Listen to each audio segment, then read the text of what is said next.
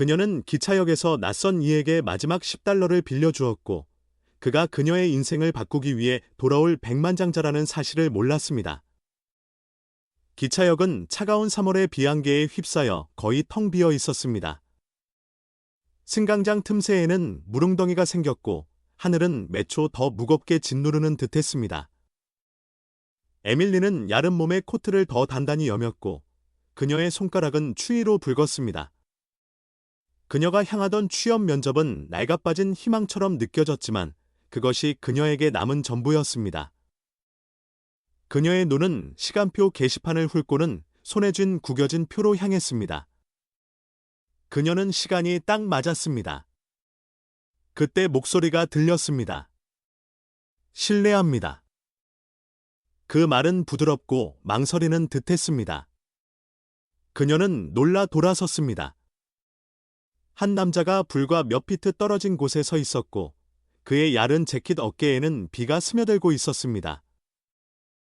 그의 수염은 덥수룩했고 머리카락은 이마에 달라붙었으며 그의 파란 눈은 피곤하고 거의 미안해하며 그녀를 똑바로 쳐다보았습니다.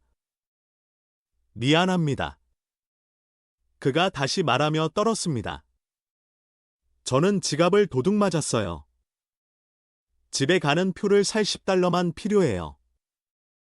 저를 믿어주신다면 꼭 갚겠습니다, 제발요. 에밀리는 눈을 깜빡였습니다. 잠시 동안 둘 다 움직이지 않았습니다. 유일한 소리는 다가오는 기차의 멀리서 들리는 윙윙거리는 소리와 금속 지붕에 떨어지는 비의 꾸준한 소리뿐이었습니다. 10달러, 그것이 그녀에게 남은 전부였습니다. 그녀의 주머니에는 표를 사고 인스턴트 커피 한 잔을 산 후 남은 마지막 구겨진 지폐 한 장이 있었습니다. 면접 후 작은 식사를 위해 아껴두었던 10달러. 그녀와 완전한 무일푼 사이에 서 있는 10달러. 그녀는 그냥 가버릴 수도 있었습니다. 그녀는 가버려야 했습니다. 하지만 그녀는 그러지 않았습니다. 대신 그녀는 그를 더 자세히 쳐다보았습니다. 그의 입술은 떨리고 있었고 손은 추위로 붉었습니다. 하지만 단지 그의 외모 때문만은 아니었습니다. 그의 눈 속에 무언가가 있었습니다. 공격성도 조종하려는 의도도 없이 단지 피로와 슬픔 어쩌면 부끄러움의 흔적까지 있었습니다. 에밀리는 코트 주머니 속 지폐를 손가락으로 감싸며 망설였습니다. 전화할 사람이라도 있나요? 그녀가 물었습니다. 그는 고개를 저었습니다. 전화기가 꺼졌어요. 다른 사람들에게 물어봤지만 아무도 말을 섞고 싶어 하지 않았어요. 그리고 당신이 거짓말하는 게 아니란 걸 어떻게 알죠? 그녀는 경계하며 다그쳤습니다. 모르죠. 그가 인정했습니다. 하지만 맹세컨대 저는 그냥 집에 가고 싶을 뿐이에요. 그녀는 그냥 가버렸어야 했습니다. 하지만 그녀 안에 무언가 어쩌면 어머니가 돌아가시기 전 모든 것이 무너지기 전에 자신을 아직 붙잡고 있는 무언가가 그를 도우라고 속삭였습니다. 말없이 그녀는 주머니에 손을 넣어 지폐를 꺼냈습니다. 그녀의 손은 잠시 공중에 머물렀고 심장이 두근거렸습니다. 이건 미친 진리였고 완전히 비이성적이었습니다. 그녀는 그를 다시 쳐다보고는 천천히 손을 내밀었습니다. 왜인지는 모르겠지만 당신을 믿어요. 그녀는 조용히 말했습니다. 그는 그것이 진짜인지 확신할 수 없다는 듯 그녀의 손을 쳐다보았습니다. 그런 다음 그는 거의 경건하게 손을 뻗어 지폐를 받았습니다. 꼭 갚겠습니다. 그가 갈라지는 목소리로 말했습니다. 에밀리는 작은 미소를 지었습니다. 그냥 안전하게 집에 가세요. 그는 더 말하려는 듯 입을 열었지만 그때 기차가 멈추면서 쉬익 소리를 내며 들어왔습니다. 남자는 고개를 끄덕이고 재빨리 돌아서서 기차에 오르는 군중 속으로 사라졌습니다. 몇 초 안에 그는 사라졌습니다. 에밀리는 축축한 바람이 얼굴을 스치는 가운데 가만히 서 있었습니다. 그녀의 배는 불확실함으로 요동쳤습니다. 그게 다였습니다. 그녀의 마지막 10달러가 사라졌습니다. 그녀는 그의 이름조차 몰랐습니다. 스피커에서 다음 출발 안내가 나왔습니다. 그녀는 시간을 다시 확인했습니다. 그녀의 기차는 다음이었고, 그녀의 기회 어쩌면 마지막일지도 모릅니다. 그녀는 코트 소매에서 물이 뚝뚝 떨어지는 채로 기차의 올라창가 자리에 앉았습니다. 그녀 뒤로 승강장이 희미해지면서 비가 유리를 흐릿하게 만들었습니다. 그녀는 아직 몰랐지만 그녀의 마지막 10달러를 내어준 그 단순한 친절의 행동이 그녀의 인생이 바뀌기 시작한 순간이었습니다. 기차를 탄 다음 날 아침 에밀리는 면접이 예정된 사무실 건물 밖에 서 있었고 심장은 두근거리고 머리카락은 여전히 이슬비에 축축했습니다. 그녀의 배는 텅 비어 꼬르륵거렸습니다. 그녀는 선택이 아니라 지갑에 유효기간이 지난 영수증과 어머니의 낡은 사진 외에는 아무것도 없었기 때문에 아침을 걸렀습니다. 그녀는 20분 늦었습니다. 버스는 잔돈을 정확히 요구했고 그녀에게는 잔돈이 없었습니다. 그녀는 낯선 거리를 가로질러 걸어가려고 했지만 도시는 광활하고 무관심했습니다. 그녀가 도착했을 때 접수원은 그녀에게 굳은 동정의 미소를 지었습니다. 죄송하지만 면접관이 다른 회의가 있어서요. 일정을 다시 잡으셔야 합니다. 에밀리는 설명하려고 했습니다. 그녀는 기다리겠다고까지 했지만 여자는 이미 컴퓨터로 돌아섰습니다. 그녀는 어깨를 축 늘어뜨리고 젖은 양말이 신발 안에서 질척거리며 건물 밖으로 걸어 나왔습니다. 바람이 종이처럼 그녀의 코트를 뚫고 들어왔습니다.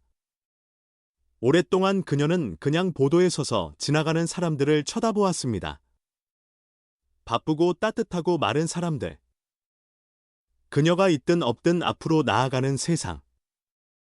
그녀가 작은 침대 하나와 공용 욕실 그리고 깜박이는 복도 조명이 있는 아주 작은 임대방으로 돌아왔을 때 집주인이 문밖에서 기다리고 있었습니다. 월세가 3일 전에 밀렸어, 에밀리. 알아요, 노력하고 있어요. 지난주에도 그렇게 말했잖아. 나는 계속 예외를 둘 수 없어. 금요일까지만 시간을 주세요. 내일 방을 계약할 다른 사람이 있어. 미안해. 그녀는 싸우지 않았습니다. 무슨 소용이 있겠습니까? 그녀는 낡은 배낭에 가진 몇 안 되는 물건을 쌌습니다. 갈아입을 옷 2벌 서비스가 끊긴 금이 간 휴대폰 어머니가 그녀에게 읽어주곤 했던 달아빠진 문고판 책, 그녀는 울지 않았습니다. 아직은. 그날 밤 그녀는 시내의 24시간 공공도서관 한 구석을 찾았습니다. 형광등이 머리 위에서 윙윙거렸습니다. 공기는 먼지와 오래된 커피 냄새가 났고 그녀가 비소설서가 뒤 의자에 웅크리고 있을 때 경비원이 경계하는 눈초리를 보냈습니다. 다음 날 밤 그는 그녀에게 떠나라고 했습니다. 공원 벤치는 부드럽지 않았습니다. 그것들은 금속이었고 차가웠으며 용서가 없었습니다. 하지만 위의 별들은 조용했고 도시는 이상하게도 자정이 지나자 조용해졌습니다. 그녀는 배낭을 가슴에 껴안고 사라지려고 노력했습니다. 하루하루가 다음 날로 흐릿해졌습니다. 그녀는 일자리를 찾았지만 기재할 주소도 연락받을 전화번호도 없었습니다. 그녀는 도서관과 쉼터 그리고 직업센터 사이를 헤매며 하루를 보냈습니다. 희망이라는 단어는 잔인한 농담처럼 느껴지기 시작했습니다. 하지만 때로는 그 길고 배고픈 오후의 한가운데서 그녀는 그의 얼굴을 기억하곤 했습니다. 기차역의 그 남자. 그의 목소리. 그의 눈, 그 순간 그는 그녀를 진정으로 본 첫사람인 것처럼 그녀를 쳐다보았습니다. 그리고 잠시 동안 그녀는 궁금해했습니다. 내가 바보였을까? 마지막 10달러를 내어준 것이 어리석었을까? 그녀는 이제 아무것도 없었습니다.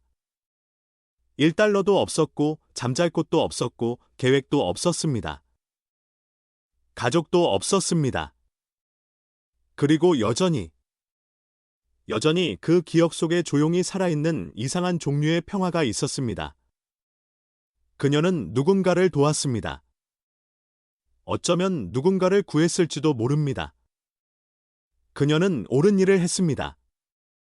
그래야 했기 때문이 아니라 그녀 안에 무언가가 그것이 중요하다고 말했기 때문입니다. 하지만 그 평화는 작았고 추위는 컸습니다.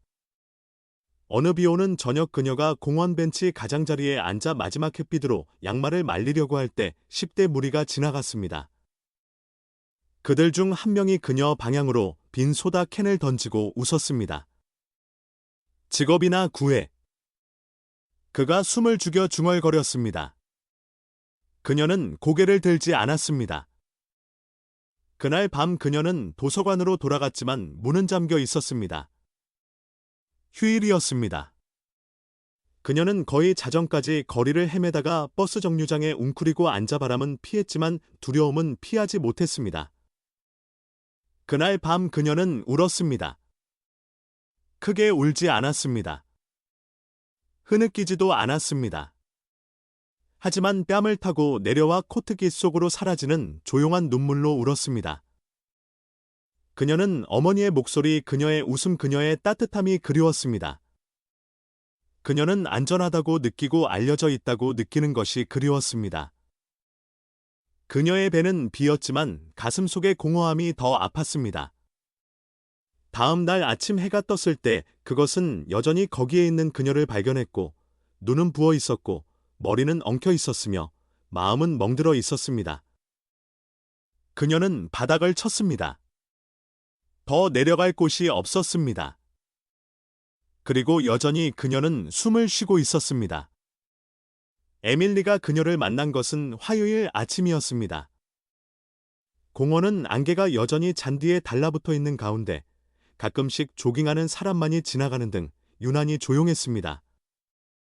에밀리는 잊혀진 장군의 동상 근처에 있는 평소의 벤치에 앉아 무릎을 가슴에 끌어안았습니다. 그녀의 코트는 끝까지 지퍼가 채워져 있었지만 이제 그녀의 뼛속에 사는 추위를 막기에는 역부족이었습니다. 그녀는 거의 이틀 동안 먹지 못했습니다. 배의 통증은 둔했지만 끊임이 없었습니다. 그녀는 마치 완전히 침묵시킬 수 없는 나쁜 기억의 꾸준한 윙윙거림처럼 그것에 익숙해졌습니다. 그때 그녀는 그 여자를 알아차렸습니다. 그녀는 늙었고 아마 70대였지만 그녀의 움직임은 우아했습니다. 양모숄이 그녀의 어깨에 걸쳐져 있었고 장갑 낀 손에는 작은 갈색 종이봉투가 있었습니다. 그녀는 목적을 가지고 걸었지만 벤치에 가까워졌을 때 그녀는 멈춰 서서 에밀리를 보았습니다. 배고파 보이는구나. 여자가 부드럽게 말했습니다. 에밀리는 동정을 받는지 아니면 판단을 받는지 확신할 수 없어 눈을 깜빡였습니다. 괜찮아요. 그녀는 자동적으로 중얼거렸습니다. 여자는 친절하고 부드럽게 미소 지으며 그녀 옆에 앉았습니다.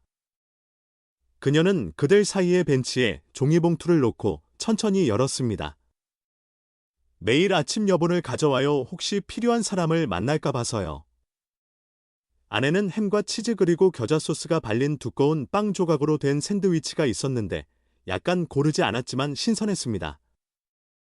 에밀리는 그것을 쳐다보았습니다. 그걸 받을 수 없어요. 그녀는 속삭였습니다. 왜 안 되니? 여자가 물었습니다. 내 자존심이 내 배고픔보다 크니? 에밀리는 부끄러워 시선을 돌렸습니다. 여자는 조용히 참을성 있게 기다렸습니다. 마침내 에밀리는 샌드위치를 받았습니다. 그녀의 손은 그것을 풀 때 떨렸습니다. 찻입에 그녀의 눈이 따가웠습니다. 감사합니다. 그녀는 목에 덩어리가 져서 간신히 말을 꺼냈습니다. 여자는 고개를 끄덕였습니다. 여기서 몇 블록 떨어진 멀로 스트리트에 무료 급식소가 있어. 점심을 주지만 항상 일손이 부족해. 너는 따뜻한 장소와 목적이 필요한 사람처럼 보이는구나. 에밀리는 그녀를 보았습니다. 그들이 저를 자원봉사하게 해줄까요? 캐럴을 찾아봐. 여자가 서서 말했습니다. 루스가 보냈다고 말해. 그런 다음 그녀는 걸어갔습니다. 에밀리는 오랫동안 그녀를 쳐다보다가 무릎에 있는 반쯤 먹은 샌드위치를 내려다보았습니다. 그날 늦게 그녀는 무료 급식소를 찾았습니다. 건물은 소박했고 벗겨진 간판이 있는 바램 벽돌 외관에는 희망의 식탁이라고 쓰여 있었습니다. 안에서는 야채 수프와 구운 빵 냄새가 오랜 친구처럼 그녀를 맞이했습니다. 그녀는 캐럴을 찾았습니다. 캐럴은 소매를 걷어 올리고 손에 영구적으로 붙어 있는 것처럼 보이는 클립보드를 든 50대의 실무적인 여자였습니다. 에밀리가 루스가 보냈다고 설명하자 캐럴의 얼굴이 부드러워졌습니다. 루스는 두 번째 기회가 필요한 사람들을 알아보는 눈이 있지. 그녀는 말했습니다. 일할 의향은 있고. 에밀리는 재빨리 고개를 끄덕였습니다. 그럼 앞치마를 들어. 처음 몇 시간은 여러 가지 일로 정신이 없었습니다. 야채를 썰고 테이블을 닦고 이가 빠진 그릇에 수프를 따르는 일. 에밀리의 손은 생각 없이 일했지만 그녀의 마음은 살아있었습니다. 사람들이 들어왔고 모든 연령대의 남녀가 삶에 지쳤지만 여전히 미소를 지으며 여전히 고맙다고 말했습니다. 한 남자는 식사를 기다리는 동안 농담을 했습니다. 다른 한 남자는 식사 후 빗자루질을 돕겠다고 제안했습니다. 엉킨 머리의 어린 소녀는 크레용과 찢어진 노트 종이로 만든 그림을 에밀리에게 건넸습니다. 그것은 꽃 그림이었습니다. 하루가 끝날 무렵 에밀리의 발은 아팠지만 몇 주 만에 처음으로 그녀는 다시 자기 자신처럼 느껴졌습니다. 다음 며칠 동안 그녀는 음식을 위해서가 아니라 돕기 위해 계속 돌아왔습니다. 그녀는 감자를 깎고 냅킨을 접고 단골들의 이름을 외웠습니다. 그녀는 고통으로 가득 찼지만 또한 회복력으로 가득 찬 이야기 즉 모든 것을 잃고도 매일 희망을 눈에 담고 나타나는 사람들의 이야기를 들었습니다. 어느 날 저녁 마지막 그릇이 마른 후 캐럴은 그녀에게 작은 봉투를 건넸습니다. 작은 수당이야. 그녀는 말했습니다. 네가 번 거야. 에밀리는 그것을 열었습니다. 나중에 $20. 버스표를 살 만큼 어쩌면 며칠간의 안정을 줄 만큼의 돈이었지만 돈보다 더 중요한 것은 신뢰였습니다. 인정 그리고 어쩌면 그녀가 보이지 않는 존재가 아니라는 느낌.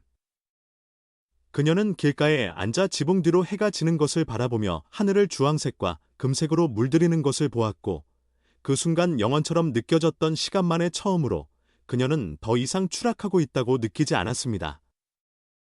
그녀는 여전히 가난했고 여전히 불확실했으며 여러 면에서 여전히 혼자였지만 무언가를 찾았습니다. 어둠 속에 한 줄기 빛이었고 그녀는 가진 모든 것으로 그것을 붙잡았습니다. 조용한 목요일 오후 무료 급식소였습니다. 점심시간에 분주함이 막 끝났고 공기에는 여전히 토마토 스튜와 따뜻한 옥수수빵 냄새가 남아 있었습니다. 에밀리는 마지막 테이블을 닦으며 조용히 흥얼거리고 있을 때 문 위에 종이 울렸습니다. 그녀는 고개를 들었습니다. 한 남자가 안으로 들어섰습니다. 그는 이 동네에서는 자주 볼 수 없는 종류의 어둡고 잘 재단된 코트를 입고 있었습니다. 그의 신발은 광이 났고 머리는 깔끔하게 빗어 넘겼지만 그녀의 주의를 끈 것은 옷이 아니었습니다. 그의 얼굴이었습니다. 그녀의 심장이 멎었습니다. 그의 눈에는 파랗고 차분하며 이상하게도 친숙한 무언가가 있었습니다. 그는 길을 잃은 사람처럼이 아니라 누군가를 찾는 사람처럼 방을 둘러보았고 그의 시선이 그녀에게 닿았을 때 그는 잠시 멈칫했습니다. 그런 다음 그의 입술이 희미한 미소를 지으며 벌어졌습니다. 에밀리는 천천히 천을 내려놓고 쳐다보았습니다. 그럴 리 없지만 그랬습니다. 그는 꾸준한 발걸음으로 그녀에게 다가와 불과 몇 피트 떨어진 곳에서 멈췄습니다. 안녕하세요. 그의 목소리는 그녀가 기억하는 것보다 더 따뜻하고 자신감 있게 말했습니다. 에밀리는 눈을 깜빡였습니다. 저를 아시나요? 그는 고개를 기울였고 그 반쯤의 미소는 여전히 그의 입술에 남아 있었습니다. 아시죠? 그가 말했습니다. 적어도 예전에 아무도 저를 믿어주지 않았을 때 저를 믿어주셨죠. 그리고 그렇게 모든 것이 맞아떨어졌습니다. 기차역 B10달러 지폐 당신. 그녀의 목소리는 거의 속삭임에 가까웠습니다. 그는 고개를 끄덕였습니다. 그날 저는 엉망이었어요. 젖고 춥고 절박했죠. 당신은 저에게 마지막 10달러를 주셨어요. 에밀리의 마음이 어지러웠습니다. 그녀는 그를 다시 보았고 정말로 보았습니다. 덥수룩한 낯선 사람은 사라졌습니다. 그 자리에는 무료 급식소가 아니라 회의실에 어울릴 법한 세련되고 침착한 사람이 서 있었습니다. 이름을 여쭤보지 못했네요. 그녀가 부드럽게 말했습니다. 데이비드. 그가 대답했습니다. 데이비드 카터. 그녀는 마치 현실에 자신을 고정시키려는 듯 조용히 그 이름을 되뇌었습니다. 다음 날 돌아왔지만 당신은 가버렸어요. 그가 계속했습니다. 역과 매표소를 확인했지만 아무도 당신이 누군지 몰랐어요. 저는 당신 이름조차 몰랐거든요. 다시는 못 볼 줄 알았어요. 그녀가 인정했습니다.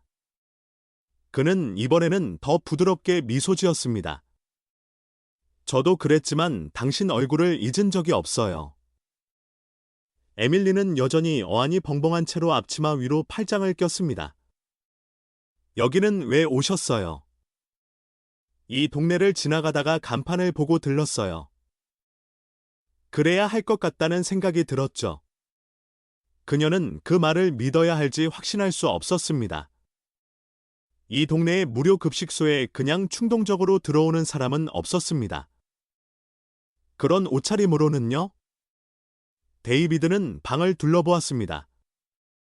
여기서 일하세요. 자원봉사예요. 그녀가 말했습니다. 덕분에 겨우 버티고 있어요. 그는 생각에 잠긴 듯 고개를 끄덕였습니다.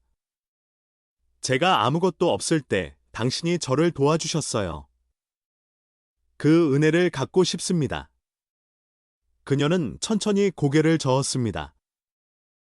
제가 돈을 드린 건 그런 이유가 아니에요. 알아요. 그가 말했습니다. 바로 그래서 제가 그러고 싶은 거예요. 긴 침묵이 흐른 후 그는 더 가까이 다가가 코트에 손을 넣었습니다.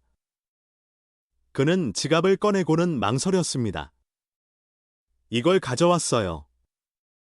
그가 말하며 그녀에게 깨끗한 10달러 지폐를 건넸습니다. 갚으려고요. 에밀리는 그것을 쳐다보다가 웃었습니다. 부드럽게 조롱하는 것이 아니라 단지 믿을 수 없다는 듯이 그녀는 그의 손가락에 스치며 지폐를 받았습니다. 고마워요. 그녀가 말했습니다. 그는 아직 끝나지 않았습니다. 그리고 그 이상으로 그는 덧붙였습니다. 언제 저녁이나 최소한 커피라도 대접하고 싶어요. 당신에게는 제가 잊지 못한 무언가가 있어요. 에밀리는 손에 든 지폐를 내려다보고는 다시 그를 보았습니다. 이 순간의 모든 것이 비현실적이고 불가능하며 다른 사람의 삶의 한 장면처럼 느껴졌습니다. 당신은 정말 제가 생각했던 사람이 아니었군요. 그녀가 중얼거렸습니다. 그는 미소 지었습니다. 네, 아니에요. 그리고 갑자기 그녀는 무언가를 깨달았습니다. 그녀도 아니었습니다. 그들은 근처 카페의 조용한 구석에 서로 마주 앉아 있었는데 그 카페는 서로 다른 의자와 부드러운 재즈가 배경으로 흐르는 곳이었습니다. 에밀리는 여전히 코트 아래에 무료 급식소 앞치마를 두르고 있었고 그녀의 손은 데이비드가 주문해준 따뜻한 머그잔 주위로 감싸져 있었습니다. 꿀을 넣은 캐모마일 차였고 그녀는 몇 주 동안 이렇게 위안이 되는 것을 마셔본 적이 없었습니다. 데이비드는 천천히 커피를 저은 후 그녀를 보았습니다. 제가 정말 누구인지 궁금하시겠죠? 그녀는 작은 미소를 지었습니다. 네, 그는 코트에서 세련된 검은 명함을 꺼냈습니다. 그는 그것을 테이블 위로 밀었습니다. 에밀리는 망설이다가 그것을 집어 들었습니다. 데이비드 카터시오, 노바스파크 테크놀로지스 창립자 카터 제다. 그녀는 그것을 쳐다보며 눈을 깜빡였습니다. 노바스파크요. 그게 당신 회사라고요. 데이비드는 고개를 끄덕였습니다. 10년 전에 시작했어요. 우리는 교육용 적응형 학습 소프트웨어와 AI 솔루션을 만듭니다.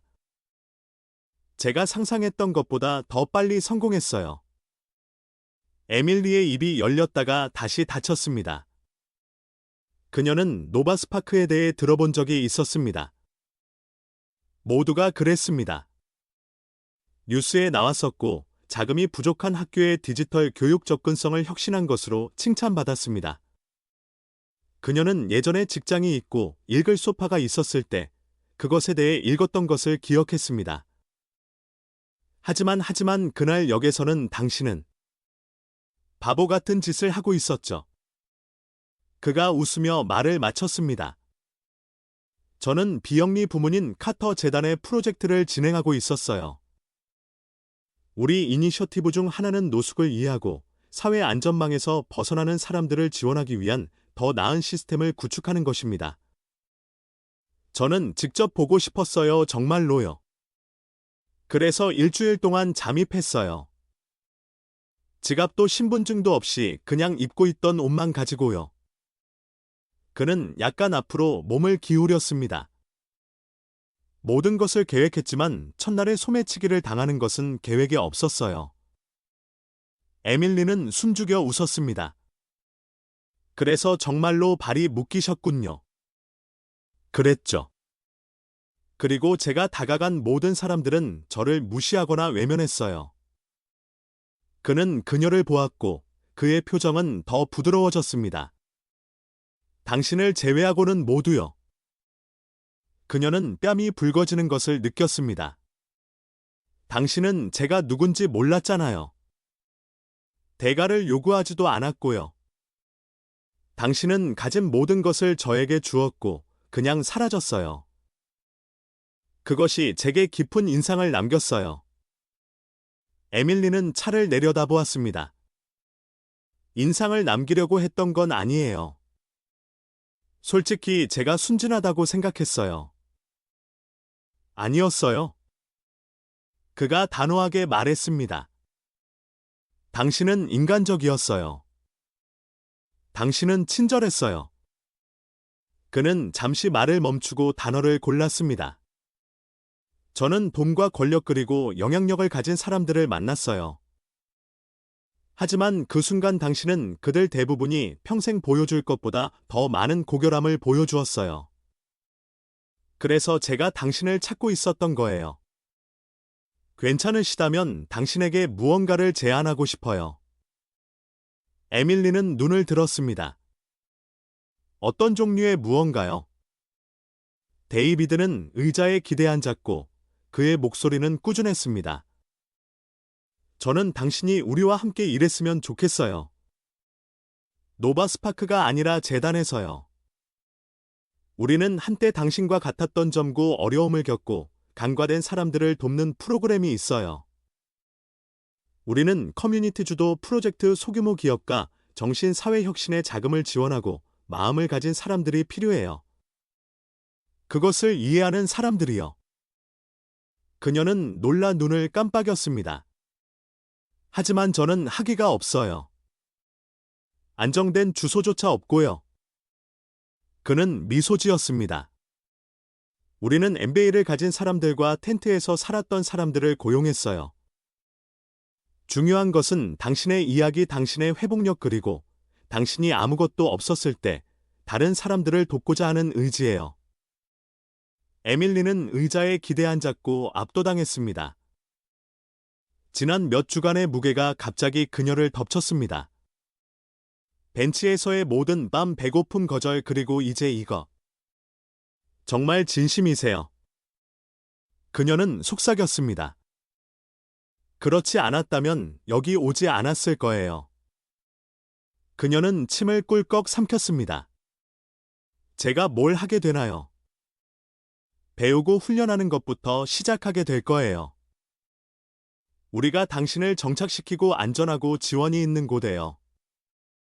그런 다음 당신은 우리 커뮤니티 팀 중 하나와 함께 일하고 프로그램을 만드는데 도움을 주고 결국에는 하나를 이끌 수도 있을 거예요. 오랫동안 에밀리는 아무 말도 하지 않았습니다.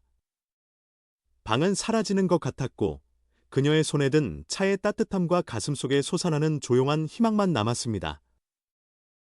무슨 말을 해야 할지 모르겠어요. 그녀가 중얼거렸습니다. 내라고 말해요. 그가 작은 희망의 미소를 지으며 말했습니다. 인생을 바꿔봅시다. 당신부터 시작해서요. 그녀는 그를 보았고 그녀가 한때 아무것도 모른 채 도왔던 낯선 사람이 이제 결코 열릴 것이라고 생각하지 않았던 문처럼 그녀 앞에 앉아 있었습니다. 그리고 마음속 깊은 곳에서 무언가 바뀌기 시작했습니다.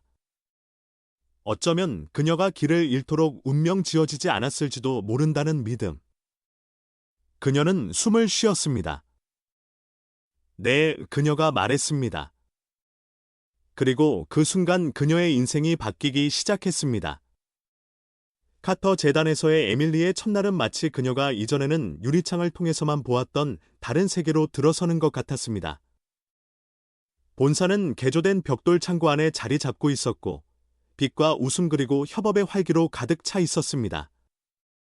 젊은이들이 책상과 화이트보드 사이를 분주하게 오갔고 벽에는 재단의 일을 통해 바뀐 삶의 이야기와 사진 그리고 인용문이 줄지어 있었습니다. 데이비드는 그녀를 도움을 받아야 할 사람이 아니라 가치를 가져다주는 사람으로 팀에 소개했습니다. 그것만으로도 모든 것이 바뀌었습니다. 그는 그녀를 자선 사례로 대하지 않았습니다. 그는 그녀를 동료처럼 세상이 필요로 하는 통찰력을 가진 사람처럼 대했습니다. 다음 몇 주 동안 에밀리는 훈련에 몰두했습니다. 그녀는 커뮤니티 계획 보조금 작성 사회 프로젝트 설계에 대해 배웠습니다.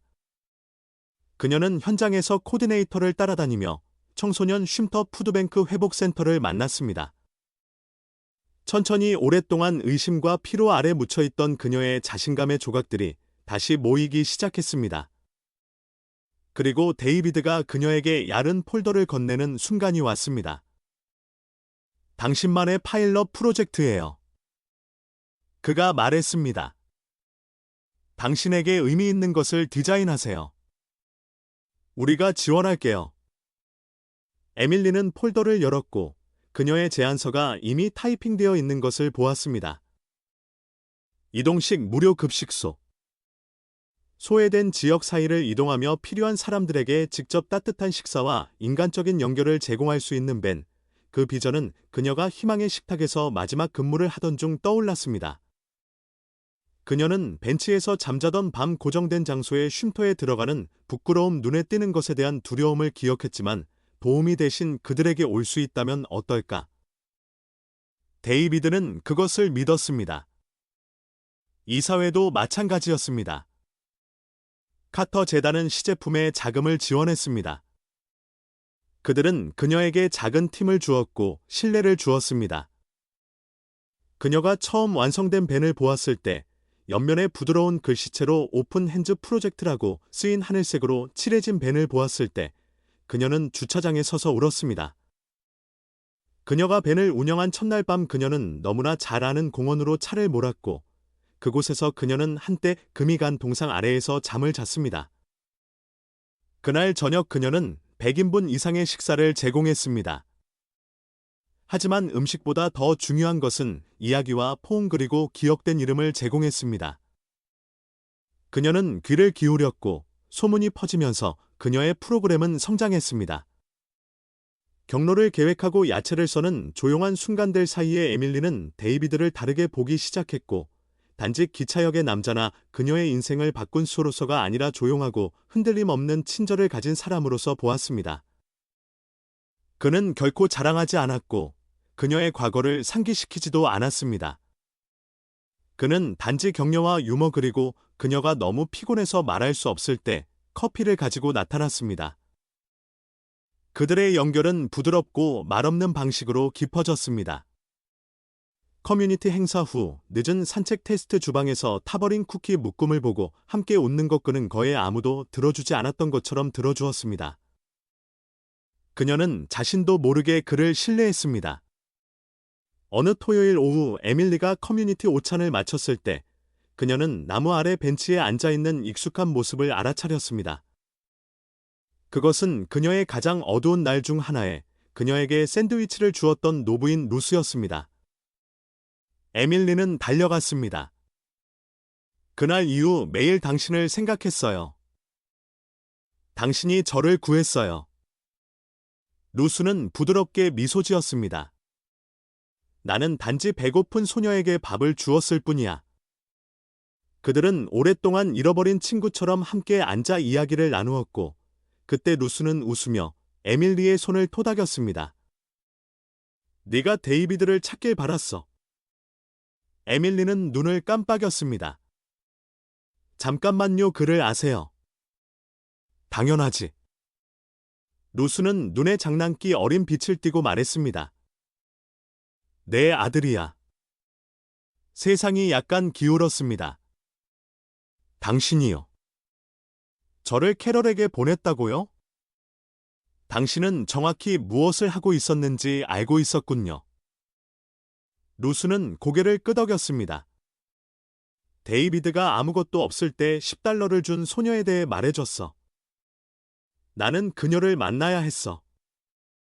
내가 만났을 때 나는 그가 본 것을 보았어. 무시하기에는 너무 큰 마음을 가진 사람. 에밀리는 놀라서 뒤로 물러앉았습니다.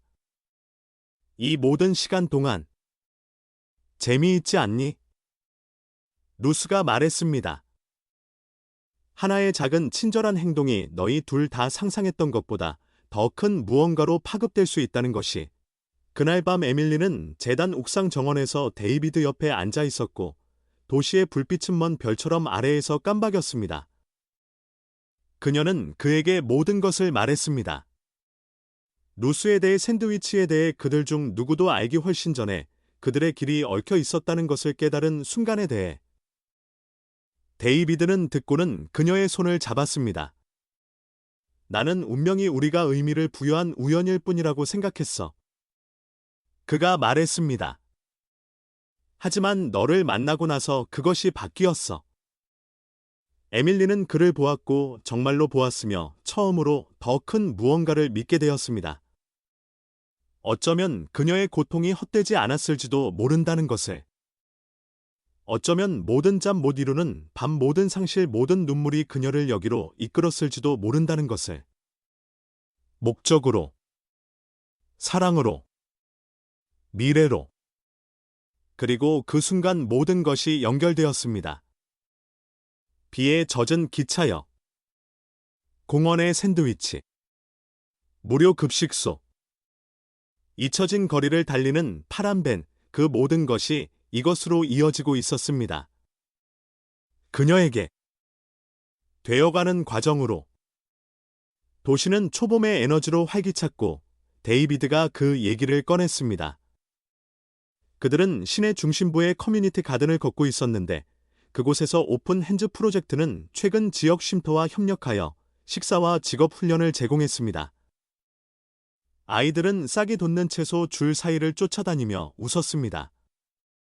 자원봉사자들은 흙이 담긴 손수레 위에서 수다를 떨었습니다. 데이비드는 오후 내내 조용했습니다. 그의 눈에는 어떤 생각이 잠겨 있었습니다. 그들이 정원 맨 끝에 있는 꽃봉오리가 맺힌 목련 나무의 아치형 가지 아래에 이르렀을 때 그는 마침내 말했습니다. 에밀리, 저에게 새로운 기회가 제안되었어요. 그가 부드럽게 말했습니다. 우리는 뉴욕의 지사를 열 예정이에요. 재단이 확장되고 있고 그들은 도시 봉사 활동을 이끌 사람을 원해요. 그녀는 그를 보았고 심장이 멈칫했습니다. 당신이요. 그는 고개를 끄덕였습니다. 그들이 저에게 맡아달라고 했어요. 하지만 저는 당신에게 같은 제안을 하지 않고는 가지 않겠다고 말했어요. 그녀의 숨이 멎었습니다. 저와 함께 가길 원하세요. 네, 그가 말했습니다. 오픈 핸즈의 다음 단계를 이끄는 것을 돕기 위해서요. 우리는 더 많은 사람들에게 다가갈 수 있을 거예요. 당신이 시작한 모든 것을 기반으로 구축할 수 있을 거예요. 함께요. 에밀리는 바로 대답하지 않았습니다. 그녀는 주위를 둘러보았습니다. 정원, 사람들, 지붕 바로 뒤로 지는 해. 그녀의 시선은 한 젊은 여성이 노인에게 씨앗봉지를 분류하는 것을 돕는 것에 멎었습니다. 에밀리가 자원봉사 2주차에 만났던 사람이었습니다. 그녀 자신이 아직 어디에 속하는지 확신하지 못했을 때 이곳, 이 도시. 그것은 그녀의 인생 최악의 시기를 통해 그녀를 지켜주었습니다. 그것은 그녀가 넘어지는 것을 지켜본 후 일어서는 법을 가르쳐 주었습니다. 모르겠어요. 그녀는 마침내 말했습니다. 저는 우리가 여기서 만들고 있는 것을 사랑해요. 이 사람들. 그들은 저를 처음으로 믿어주었어요. 저를 위한 공간을 만들어 주었고요. 데이비드는 고개를 끄덕였습니다. 실망이 아니라 이해심으로. 당신이 그렇게 느낄 줄 알았어요. 아니라고 말하는 건 아니에요. 그녀는 재빨리 덧붙였습니다. 저는 그냥 여기서 좀 더 뿌리를 내려야 할 것 같아요. 아직 할 일이 있어요. 알아요. 그는 미소 지으며 그의 목소리는 부드러웠습니다. 그래서 제가 당신을 존경하는 거예요. 그들은 근처 벤치에 앉아 그들의 생각 사이의 공간을 조용함으로 채웠습니다. 이게 길이 갈라지는 부분인 것 같네요. 에밀리가 말했습니다. 아마도요. 데이비드가 대답했습니다. 하지만 지리적으로만요. 그녀는 그를 돌아보았고 눈은 탐색했습니다. 우리가 그걸 해낼 수 있다고 생각하세요? 이미 해냈다고 생각해요. 그가 말했습니다. 당신과 나, 우리는 단지 장소에 얽매여 있지 않아요. 우리는 우리가 믿는 것에 얽매여 있어요. 우리가 겪어온 것에. 그리고 우리는 아마 다른 도시에서 계속해서 구축하겠지만 항상 어떤 식으로든 함께할 거예요. 그녀는 약간 슬프지만 깊이 확신에 찬 미소를 지었습니다. 당신은 거기서 놀라운 일을 할 거예요. 당신도 마찬가지예요. 그가 말했습니다. 여기서요. 그들은 계획을 세웠습니다. 데이비드는 가을에 뉴욕으로 이사할 것입니다. 에밀리는 그들 둘 다 사랑하는 도시에서 오픈 핸즈 프로젝트를 계속 운영할 것입니다. 그들은 주간 통화, 공동 이니셔티브 방문 그리고 업데이트와 꿈으로 가득 찬 심야 문자를 통해 계속 연락할 것입니다. 그들의 이야기는 끝나지 않았습니다. 그것은 단지 진화하고 있었습니다. 그리고 그들이 피어나는 나무 아래에 서 있을 때 바람이 꽃잎을 공중으로 날리면서 에밀리는 한 가지를 절대적으로 명확하게 알았습니다. 그녀는 그를 잃고 있는 것이 아니었습니다. 그들은 단지 다른 토양에 씨앗을 심고 있을 뿐이었습니다. 1년 후 도시는 변했습니다. 아니면 에밀리가 그것을 보는 방식이 변했을지도 모릅니다. 거리는 더 이상 절망의 미로처럼 느껴지지 않았습니다. 그것들은 목적 가능성 희망으로 가득 차 있었습니다. 오픈 핸즈 프로젝트는 그녀가 상상했던 것보다 훨씬 더 큰 무언가로 성장했습니다. 확장된 경로 자원봉사자 네트워크 그리고 순환 주방 팀 덕분에 이동식 유닛은 이제 주당 2,000인분 이상의 식사를 제공했습니다. 하지만 그들이 제공한 것은 단지 음식이 아니었습니다. 그것은 존엄성 대와 인간적인 연결이었습니다. 전국 언론이 그 프로그램에 대한 소식을 접했고, 지난달 그녀는 팀을 대신하여 상을 받기 위해 워싱턴 D.C.로 날아갔습니다. 커뮤니티 봉사 활동의 혁신에 대한 전국적인 인정. 그녀가 연단에 서서 조명이 번쩍이고 카메라가 찰칵거릴 때 그녀는 한때 집이라고 불렀던 벤치를 기억했습니다. 낯선 사람에게서 받은 샌드위치. 영원히 잃어버렸다고 생각했던 $10. 이제 그녀는 본격적인 노숙자 지원센터의 책임자였습니다. 샤워 시설 직업 훈련, 정신건강 서비스 그리고 미술 치료실이 있는 공간. 한때 두려움에 떨었던 바로 그 손이 이제 사람들이 다시 시작할 수 있는 곳에 열쇠를 쥐고 있었습니다. 그리고 여전히 매일 아침 그녀는 이전과 똑같이 하루를 시작했습니다. 주방에서 앞치마를 두르고 일은 손님들을 이름으로 맞이하며 센터 창립 기념일에 팀은 축하 행사를 조직했습니다. 풍선과 오픈 핸즈의 1년이라고 쓰인 현수막 그리고 식사를 나누고 삶이 바뀌고 미소를 얻은 순간들을 담은 수십 장의 사진이 빨랫줄에 걸려 있었습니다. 에밀리는 보조금 지원 확대를 위해 시 공무원들과 만난 후 늦게 도착했습니다. 그녀는 가슴이 벅차오르고 눈으로 방을 훑으며 홀로 들어섰습니다. 그때 그녀는 그를 보았습니다. 데이비드. 그는 서빙 테이블 옆에 서서 들꽃 다발과 주머니에 다른 무언가를 들고 있었습니다. 그의 눈이 그녀의 눈과 마주쳤고 갑자기 방의 소음이 사라졌습니다. 그는 천천히 방을 가로질러 미소 지었습니다. 그는 더 나이 들어 보였고 더 현명해 보였으며 그녀가 본 어떤 때보다 더 편안해 보였습니다. 안녕. 그가 부드럽게 말했습니다. 그녀는 갑작스러운 눈물의 열기를 통해 웃었습니다. 돌아왔군요.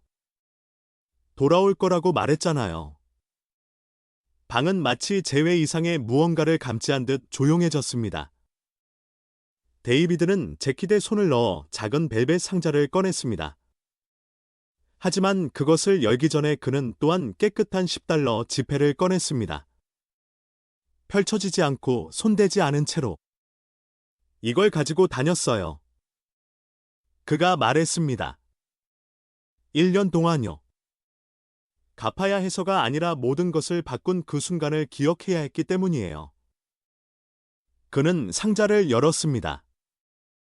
안에는 단순하고 우아한 반지가 있었습니다. 당신은 돈으로 살 수 없는 무언가를 저에게 주었어요.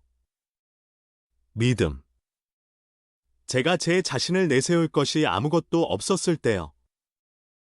남은 평생 당신이 옳았다는 것을 증명하며 살게 해주세요. 방은 숨을 죽였습니다. 에밀리는 말문이 막힌 채 그를 쳐다보았습니다. 눈물은 이제 자유롭게 흘러내렸고 그녀는 그것을 멈추려고 하지 않았습니다. 그녀는 비 속에서 구겨진 지폐를 움켜쥐고 길을 잃고 지쳐있던 소녀를 생각했습니다. 그녀는 자신의 세계를 재건해줄 사람이 될 줄 모르고 믿었던 남자를 생각했습니다. 네, 그녀는 속삭였습니다. 네, 박수갈채가 그들 주위에서 터져나왔지만 에밀리는 그것을 듣지 못했습니다.